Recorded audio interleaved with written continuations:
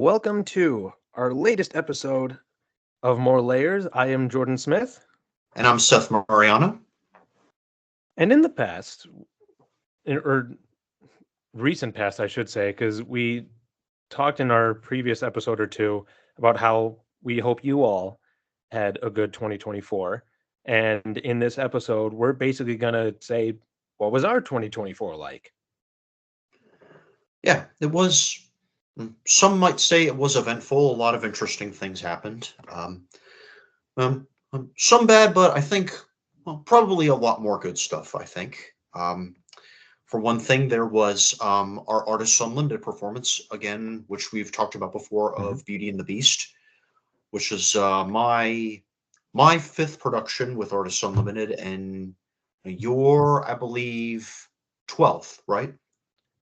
That sounds accurate, yes. I want to say it would have been the 13th, but Had it not been because for the pandemic, of 2020, course. Yeah. yeah. Yeah, I've done 12 with them now, and I still think back to the day the show was announced because it happened to fall on Star Wars Day, May 4th. So myself and a couple other people, we kind of showed up in some Star Wars garb, and think most people were okay with it. I don't think anyone was confused per se, but that definitely made it a lot of fun. Definitely got some people's attention. And then, of course, when the show is announced, our director of music, Sarah Stabell, she builds it up like she normally does, and then she starts to drop some hints in there. And then when she finally announced it, everyone was excited, everyone was roaring. And of course, at that point, people start to guess, okay, who do we think is going to play who? And before the show was even announced, like that same day, our main director, Carl, he pulls us aside, or he pulls me aside, introduces me to the guy who eventually would be cast as Gaston. And all he said to the two of us was, "You two are going to hate each other." A little foreshadowing there. Pretty A clever. little bit, yeah, for sure. It was an interesting way to introduce us, but we played along. We had a good laugh, and of course, eventually we fought each other in the stage production, and it was a lot of fun. We definitely had some wonderful memories together. Uh, but yeah, the show itself was a lot of fun. It was definitely one of my favorites we've ever done so far. Yeah. And now with this show done, we're now trying to figure out what the next one could be. Yeah. Yeah. It was definitely a good time getting to work with a bunch of the same old friends, make some new ones, and the audience response was so positive. I mean, I Mhm. saw, as I said before, several of the testimonials anonymously written on Instagram, and they sounded like they were very enthusiastically happy with what they saw, which is really great. Yeah, that's the kind of reception we always hope to have because we want to put a production on that people enjoy. We want to make a difference in our community because a lot of the actors that we have with their disabilities and how difficult it is to get into productions like this is one of the few opportunities that we have, or that they have rather. So we try to give them that platform as best we can. Obviously, we only have so many openings, so not everybody can get in at once, Right. but we still want to let people know, even if they're off the stage in the audience watching, that this type of thing really makes a difference for people. Yeah. Yeah. I'll tell you one of my personal favorite things about I think about the Artists Unlimited experiences is kind of getting to kind of share it with people who aren't necessarily involved, but they have connections to some of the volunteers. Like several of our volunteers are local school students, and they do such a good job, and they have a peer or colleague here and there who will often come and watch us, and I got to meet one or so of them, um, like at the meet and greets or whatever, and they've been so gracious, and it kind of takes me back when I think about it to when I was growing up, watching some of these people at my school do some of these shows, for like middle and high school, and thinking and kind of thinking it looked cool, was like the coolest, most amazing thing ever, but I didn't think I could, and now I'm doing it, and they're responding so enthusiastically to it. It's one of the coolest feelings. Yeah, you're putting on a wonderful performance every time. You're making a difference in this show, Seth. And I know I've mentioned this before, but a few of us have been talking with the directors, gunning for you to get a bigger role next time, whatever show we do, because we recognize the fact that whatever role you have, no matter how big or small it is, you put all your effort into it, and it really shows in a big way. Yeah, yeah, well, I appreciate that. And you know what, whatever's meant to happen is going to happen. I Sure. can be okay with it, but yeah, it would be nice, but I'll just accept whatever I get. Which is definitely a respectful attitude because I know a lot of people, they want the big role, and then if they don't get it, they get upset about it or they start getting really angry with people. But then there are those like you that may like having the big title role or one of the roles with a lot of lines, but you're also content if it doesn't necessarily happen. Yeah, And that type of attitude is also recognized and is definitely going to help you further down the line. yeah, yeah. I like to think so. Yeah, and but I also, probably one of the highlights of my past year was my summer trip to Cincinnati. Hmm. It was kind of something that I had never really thought about until my parents kind of suggested it. Honestly, I was thinking, we want to get away for a little bit. Where would you like to go? And they said, how about Cincinnati? And I said sure. And it's it's dif- an interesting difference from the culture I think normally experienced here in Rochester. Very industrial, a lot of like cable car systems. Very there's there's stuff like, if you know the city, you know the geography. Like there's a point where you can cross over a little bridge, and you can pretty much almost be in two places at once. Like from the edge of Kentucky, you can pretty much see the city of downtown Cincinnati from like on the Ohio River. So it's interestingly unusual experience, and I got to do a little boat ride, a little food tour, or experienced the Liège dough Belgian waffle for the first time, and yeah, it's I would probably say now I've got quite a bit of my soul in Ohio now with that, the Grater's ice cream shop there, and which I also got to experience in Columbus, Ohio over the holiday season. So yeah, and of course my brother went to college in Ohio as well. And yeah, so Ohio is a pretty big part of me now. Have you thought about going back there in the future anytime soon? I have thought about it, there was uh, a thing a thing or so that I really liked about Cincinnati. I would like to go back again, like the Eagle OTR restaurant, which had probably the best chicken sandwich I ever had. And yeah, it's definitely only a special a place, like with like a big park, Hmm. a very industrial feel to it, and a very village feel, and it's a pretty interesting place to try out. Yeah, I'm definitely going to have to try to find some time at some point to stop there then, because a lot of times when I do travel, especially going from New York to somewhere further south, I end up driving through Ohio, but not so much doing much while I'm there. So Yeah, I'll definitely have to change that. yeah, I've definitely spent a lot more time in Ohio, with, as aforementioned, in Cincinnati and Columbus over the past few months than Mhm. I probably have in most of my life. So yeah, so it's become a more special place for sure. Well, that's good to know. And I do appreciate the recommendation. Yeah. Yeah. What about you? Did you have some interesting, unusual like travels over the summer, like Florida or something? I don't know if unusual is the word I would use, but one of the things I did write down was almost a year ago now, next month. One of the things I did was I did go down to Florida, but I went to an event called Pensacon, which is one of those bigger, fancier conventions.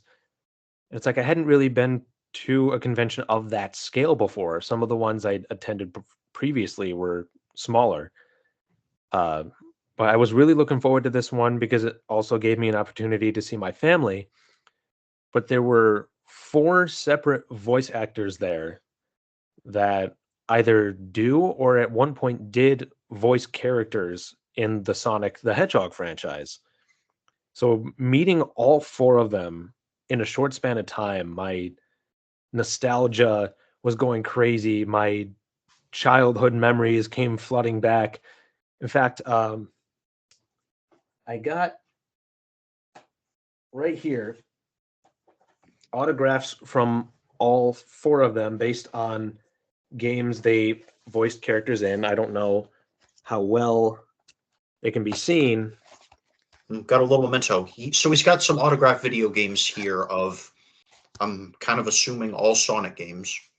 Yep, they're all Sonic games. In fact, for my copy of Sonic Adventure 2, the guy who voiced Sonic in that game, Ryan Drummond, he was there. And before I got his autograph, I decided to, say a little thank you to him because my siblings and I grew up on that game, and it was ultimately the game that helped me become a Sonic fan. So I was like, thank you for helping bring to life a game that my siblings and I bonded over. And so he wrote a little message on there as well as the autograph, which was really nice. Also met Jason Griffith, who used to voice Sonic and Shadow. I even have a picture with him just off camera over here.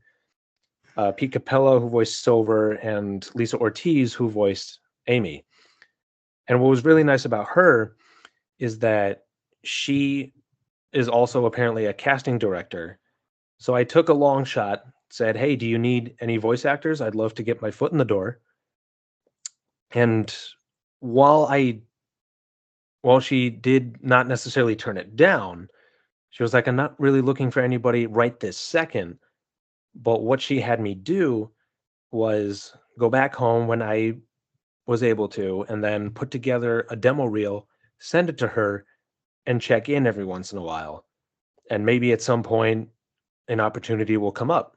So far, nothing's happened yet, but I feel like persistence is key. So meeting those four not only was a big deal for me in just meeting them, but it could also possibly kickstart my voice acting career at some point. Yeah, I've heard one or two famous people in the entertainment business say, "Hey, odds are you're going to hear no a lot more often than yes." So if that is the case, I would just say don't get discouraged. I feel like it might just be a matter of time.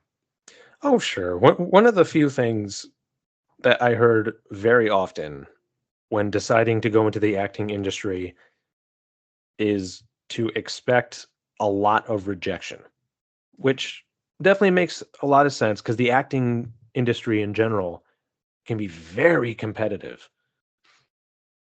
But I feel like with that persistence and showing what I'm able to do, eventually someone's going to see that and I'll get my big break and then I'll start getting a lot more work. Yeah. Yeah, as it is, I'm sure there are so many great established talents, and I've heard so many of them that are really good at it. And if I could, and even if I weren't to get cast, it would be an honor just to somehow get to meet them and express, how much I admire what they've done, something like that. I think even that I think would be pretty fulfilling. Oh, for sure. And even if you don't get cast in something with them right away, they've now seen you, they know what you can do. So in the back of their mind, maybe they'll think at some point, wait a minute, what about this guy that I saw a while back? Oh, So building that network, even if you don't get something right away, can be just as equally important.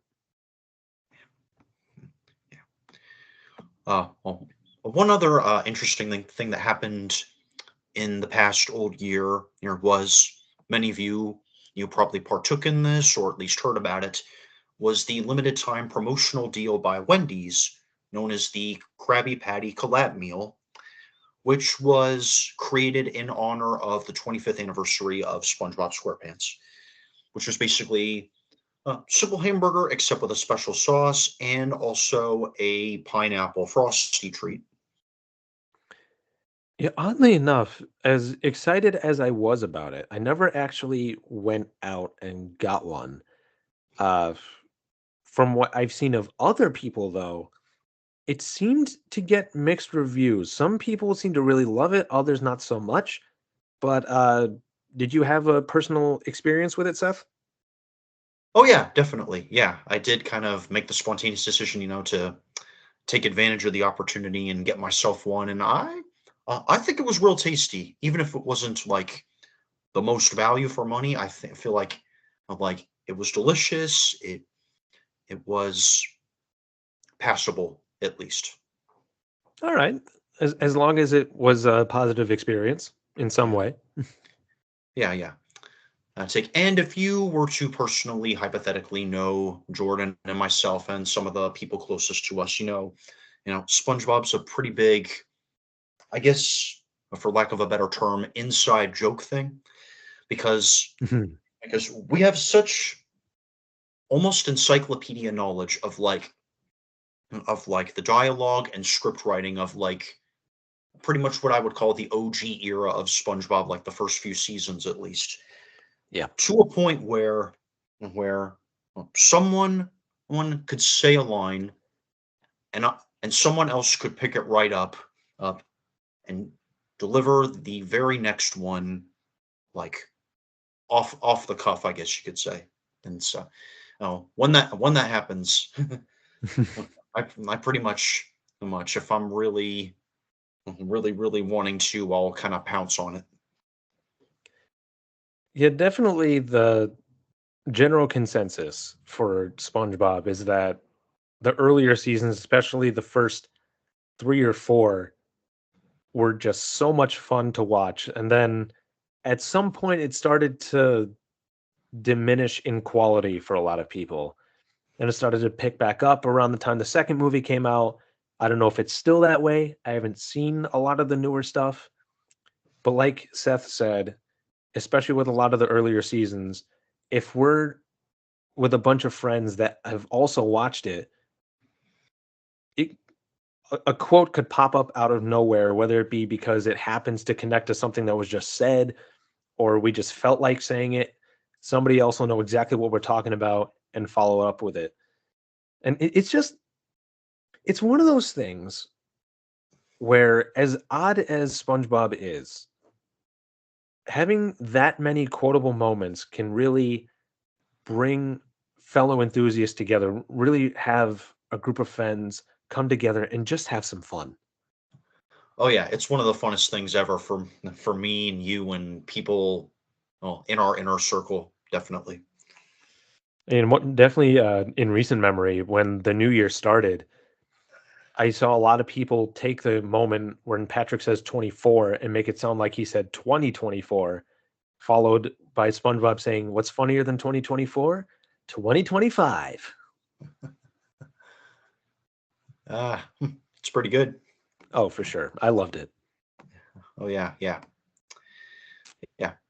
I take and then one thing that happened back in February was the I'll take my local school's high school's production of Grease, which was well, honestly, that was actually the third time that I'd seen it here in Rochester, but it Mhm. was pretty cool because a couple of our Artists Unlimited colleagues who had volunteered with us participated in that, and there was one other student whom I think who has attended our past couple or so shows with Artists Unlimited and has been a great supporter, a great friend. And you probably didn't meet her, but she's been a great fan, great supporter, and those kids, they definitely got talent. They can sing, they can do it all. They are pretty fun to watch, and I'm just glad I could be there and cheer them on.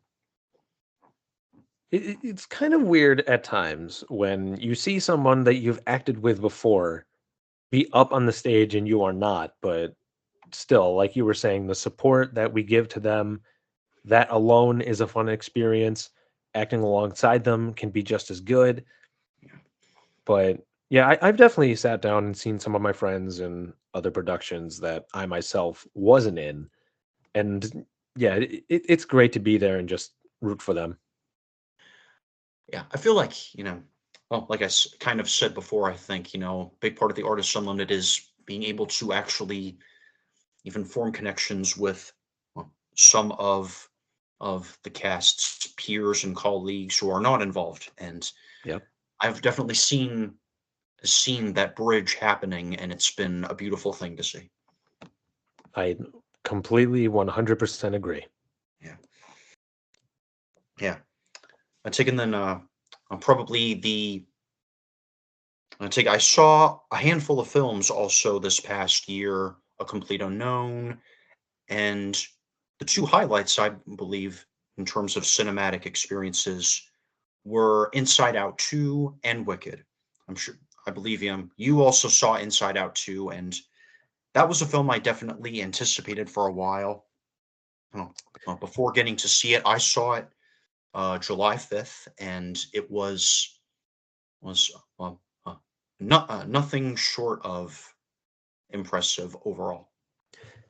I would definitely agree. I don't remember exactly what day I saw it, but I remember before it came out, I wasn't necessarily on the fence, but I was wondering, what are they going to do with this? How are they going to move the story forward? And then when they started revealing trailers and being like, oh, now she's a teenager, or at least around the age of one, and we're going to introduce some more emotions.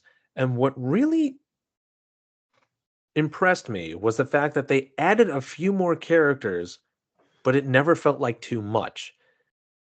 And they had a really good story. I loved the new characters that were thrown in, as well as seeing the old ones again. And it really was better than I was initially expecting. Yeah, I honestly had a lot of confidence going into it, and it certainly didn't disappoint me. I feel like I don't know. I just felt like it was advertised in a well, I got a good feeling about this way, and it certainly I think it satisfied it because it had a compelling, relatable story, right, that made a lot of sense, and they took very creative approaches with it, and created something you wanted to follow, something you wanted to anticipate, and yeah, overall a very satisfying experience. Absolutely. I don't know if I saw it more than once, but I'm definitely glad that I saw it. I'll probably see it again at some point if somebody has a copy of it. But yeah, it was a really well done film. I know you saw Sonic 3 5 times. You said the other time you were gonna see it for a fifth time, and I don't Yeah, blame you. go ahead. No, I'm just saying I don't blame you. Yeah, I was definitely going to bring this up at some point because, especially with you talking about some of the movies you saw, uh, as I already established time and time again, big Sonic fan, even in earlier on in this very episode. And with the first two movies, I felt like they were getting progressively better. So I was really excited for this third one, especially with it introducing my favorite character in the franchise and it being based on one of my favorite games, at least to some degree. Um, and I saw it while I was in Florida with my family. And once again, it improved on the last one. It really told a good story with a lot of nods to the fans of the games. That's one thing that I admire very much is that there was a lot of fan service, but it wasn't to the point where it was distracting. Because some movies, they'll know people are fans of a certain thing and then just constantly throw that at you and be like, oh, he said the thing, or he did the thing, or something like that. But this one did it well. And one thing that I really appreciated, maybe just because of the timing, is how they handled Shadow's backstory. Because not too long before I saw this movie, as I've mentioned in recent episodes, I lost my mom. And one of the main plot points in Shadow's story in this movie was how he's dealing with the loss of one of his only friends. And the message that they had near the end was something that's more powerful than pain is the love that you have for somebody. They may be gone, but the love will live on. It's like I couldn't have asked for better timing for that message. And Mm. the fact that it was told in such a good story with a good movie, it's like just made it so much better. Yeah, yeah. I guess I kind of have to hope that it was, well, in a positive way, therapeutic for you. I would definitely say so. My uncle and my grandfather went to see it with me, and they both were talking about how that message is something they also needed to hear. And the fact that it came out of a Sonic movie of all things Yeah. was different, but we loved it. And of course, me being the Sonic fanatic that I am, I saw it at least one more time with my cousin while I was down there. Then I saw it again with some friends, and then I saw it again, and then one more time. So now Sonic 3 is the movie I've seen the most times in a movie's theatrical run. Yeah, I'll admit because of Jordan, I would even on my own terms, I would be like looking out like on IMDb or wherever else for the trailer to come out because that had taken a while or whatever. Mhm. And then when I saw Wicked, which I'll talk a little bit more about in a bit, that they played the trailer for Sonic 3 in the theater before the film. Like, yeah, Yeah. yeah. And so yeah, Wicked, as I mentioned before, yeah, of course, it's adapts the first act of the smash hit Broadway musical, and um, was even if you don't even if you never really saw the stage performance or stage production, I guess, or stage musical of the show, like my sister did, who's probably the biggest fan of it that I know. Um, I feel like you'll find a lot to appreciate on its own terms. Um, it's a compelling, relatable story, great production value, well produced music, and I was particularly, I think, mind blown. As I probably said last time, I'm particularly by Ariana Grande's performance as Galinda. And the more I thought about it, and the more I learned about kind of uh, her personal interest in more theatrical entertainment, like Broadway musicals, like Wicked and such, and saw how big a deal this was to her, I couldn't help but think there has been so much boxing in and probably media scrutiny against her over the past few years, Sure. and I feel like this is probably a long overdue breakthrough for Grande. Honestly, I feel like this is a chance to for her to really show, oh, the real her beyond what we just see from the flashy pop career and that kind of thing. And so I've since honestly become honestly a big fan of her ever since, and watching interviews and learning more about her sort of story going into this movie. I'm I'm a big fan now. Yeah, I know we kind of talked about this not too long ago, but I am definitely happy for her. If this is something that she really wants to do and this film is getting positive reception, then hopefully it can be the start of something much bigger for her. Yeah. Now, I have not seen the movie, and I don't think I've ever actually seen the musical it's based on. But one thing that I can appreciate is how the movie is just the first act.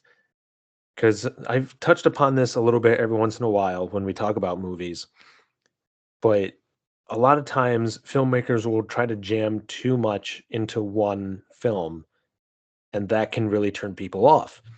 So the fact that they're spreading it out over the course of at least two movies allows them to really flesh out the characters more and not try to cram everything in so quickly. I think it also allowed them some creative freedom to even expand on the material beyond what the script of the stage show offered. Well, sure, because ultimately, between the two films, I would say that they're going to be longer than the musical is, which, Mhm. like you just said, allows them to expand. Yeah, yeah. So yeah, I feel like it did that. I feel like that's something I really appreciate about it. Like along with the acting and the production value and the music, like I said, I feel like it had a lot of things going for it, and I feel like it's overall, I think it's getting the praise that it deserves. I'm glad to hear it. I may actually try to find some time soon and watch it Yeah, for myself. yeah, yeah, yeah. And of course, with the new year comes typically a new resolve to kind of mm, grow better than you've been before. Now, people talk a lot about things like resolutions, starting fresh, and that's something I think I've definitely thought about, like even just within like the last few days of the old year going into this new one. I'll just I'll just kind Mhm. of be general, I guess, and say, I've definitely become slowly a bit more self-aware and a bit more intentional, more Mhm. reflective. I think about, well, why I do things I do, what do I really want out of life, and and what am I willing to sacrifice? What am I choosing to prioritize?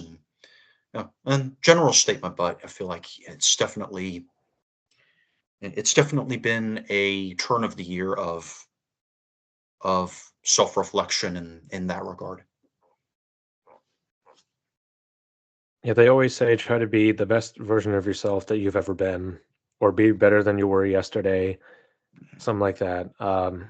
And this kind of makes me think of, I forget which Charlie Brown special it comes from. I want to say it's the Christmas one Right. where Lucy at some point tells Charlie Brown, uh, I can't remember the exact wording, but it's something like the fact that you recognize that you need help or you want to be better, something like that, shows that you are not too far gone. So, in a Yeah. similar vein, the fact that we're looking at who we were and who we want to be, the fact that we recognize that there's still room for improvement is a very good thing. Yeah. And I would say to anybody out there watching or listening to this, mm, I would kind of advise you from my experience, if you feel like, well, like you're slipping up, or you're still not where you feel like you should be or want to be, don't get discouraged. It's not like a straight line up. Sometimes I think to go forward, you got to go back at least Mhm. a little bit. And I feel like if you surround yourself with good company, and you invest your time and your talents, or whatever you've been entrusted with with the best intentions, I think, in time, slowly but surely, well, you'll get to a better place. And if anything from losing my mom really taught me anything, um, and the support that I've gotten from so many people is that even in your darkest moments, something good can come out of it. You just got to keep pushing forward. And even if it doesn't happen right away, something wonderful is bound to happen to you in the near future. It makes me think of that. I'll take that line at the end of the book of Genesis when Joseph said, you know, intended to hurt me, but God used it for good. Oh, yeah, or I think it was Bob the Tomato from VeggieTales. He said something along the lines of, God can take all the good and all the bad, put it all together, and make something great. Oh yeah, that's good. I don't think I saw that one, but yeah, that sounds good though. Yeah, I want to say it was part of their special where they covered the story of Joseph, albeit taking some liberties by having it be like a Western theme, but I think that's where that quote comes from. I could be wrong. Yeah, that sounds right. I think it's possible. Yeah, Yeah. and kind of a little side note, I heard Roberts Wesleyan College is doing a production of Joseph, Hmm. and one of my pastors apparently is going to be playing a role in it. Oh, Yeah, I don't know if I'll see it or not. It's a pretty pricey, but I'm pleased to hear that that he's doing it. He's definitely somebody I think highly about. all right. That definitely would be fun to see if we decided to go, but like you said, pricey, so we'll see. Yeah, yeah. So we're going to sign off in just a little bit, but we've briefly discussed, continuing kind of this topic with predictions or hopes or whatever for this new year of 2025. Hmm. So be on the lookout for that for sure. And as I've mentioned before, or there's my Instagram, Seth_Mariano_AU. And we've also are on Spotify, Google Podcast, not Google Podcasts, but Spotify, Anchor, and YouTube. And questions and comments, as always, are very welcome and encouraged. Yeah, please do. We love to hear from our audience however we can.